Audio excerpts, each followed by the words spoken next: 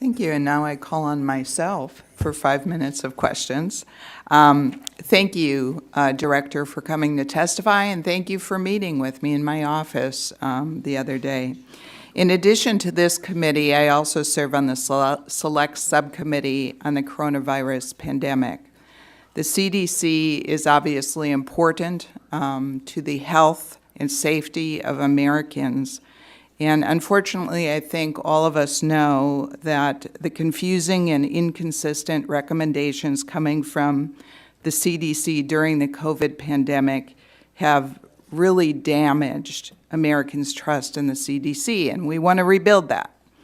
Vaccine and mask mandates implemented by the Biden administration and states have caused long-lasting distrust in the trust us, the government knows best what's for you mentality.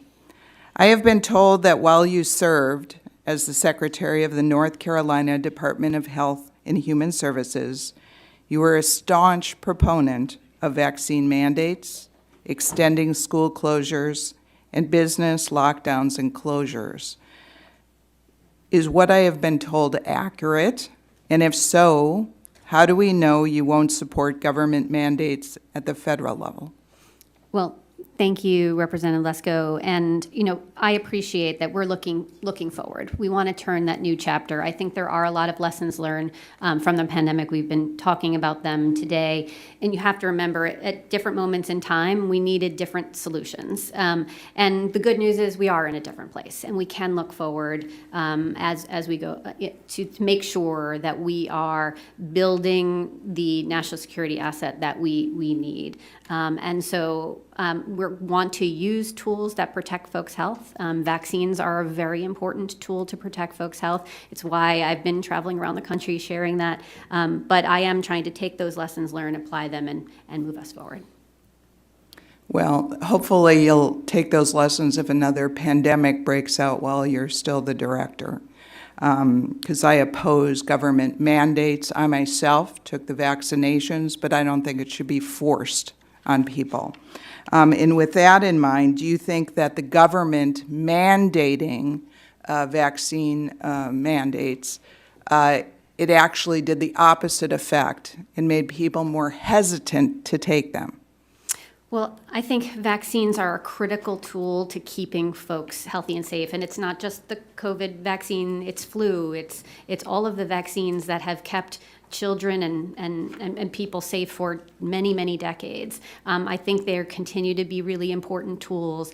And I look forward to working with Congress to make sure that we can get good information to folks so that they can make the choices for themselves to use tools to protect themselves. Well, I can tell you from personal experience talking to many constituents, the mandates actually had the opposite effect on people. Less people want to take vaccines. I think it's a better approach to encourage people to take vaccines, not to force it on them from the government, because then people just will distrust it. Not all people, but a lot of people. My other question is, do you believe that wearing cloth masks or the surgical mask, I'm not talking about the N95 mask, the surgical mask prevented people from getting COVID? Well, thanks for that question. We know that masks work. They do work. The surgical masks work to make sure that you're protecting you, the individual, from circulating viruses. So they do work.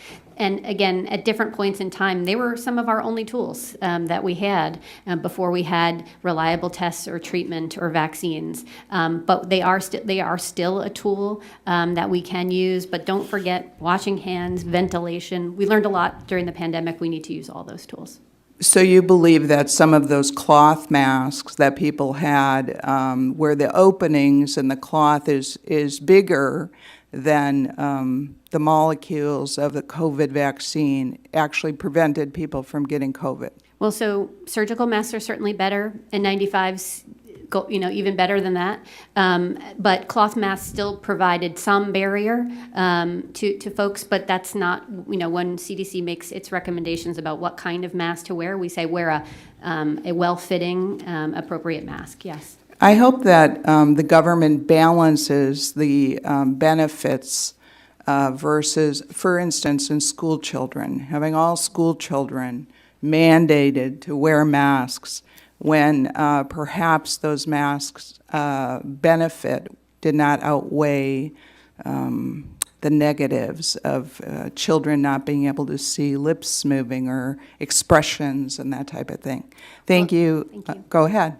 Oh, I was going to say that is where we relied on the American Academy of Pediatrics related to safety of masks for kids, and they continue to say that continues to be a tool that we can use to make sure folks are protecting themselves.